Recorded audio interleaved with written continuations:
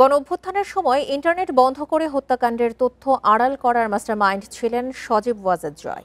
তদন্তে এমন তথ্য প্রমাণ মেলার কথা জানিয়েছেন আন্তর্জাতিক অপরাধ ট্রাইব্যুনালের চিফ প্রসিকিউটর তাজুল ইসলাম। তিনি জানান, জয় যুক্তরাষ্ট্রের নাগরিক হলেও ট্রাইব্যুনালে তার বিচার করার বিধান আছে। চিফ প্রসিকিউটর জানান, আন্দোলন দমনে জয়ের সার্বিক নির্দেশনা বাস্তবায়ন করেছিলেন আইসিটি প্রতিমন্ত্রী জুনায়েদ আহমেদ পলক। জয়কে হাজির হতে 1 সপ্তাহের সময় দিয়ে পত্রিকায় বিজ্ঞপ্তি দেওয়ার নির্দেশ দিয়েছে ট্রাইব্যুনাল 1। তাদের বিরুদ্ধে 17 ডিসেম্বর অভিযোগ গঠনের শুনানি শুরু হবে। এদিকে আরেক মামলায় গ্রেপ্তার সাবেক আইনমন্ত্রী আনিসুল হক ও সালমান এফ রহমানের পক্ষে বিদেশি আইনজীবী নিয়োগের আবেদন করেছে ট্রাইব্যুনাল। তবে এক্ষেত্রে প্রসিকিউশন বলছে, বিদেশি আইনজীবী নিয়োগ করতে হলে আগে বার কাউন্সিলের অনুমতি নিতে হবে।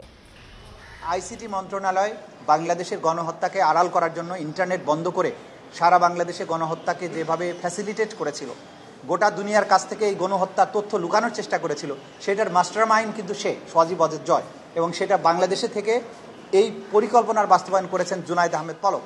সুতরাং তার বিচার আইন অনুযায়ী বাংলাদেশের আদালতে হবে, এটা আইনে খুব সুস্পষ্টভাবে বলা আছে।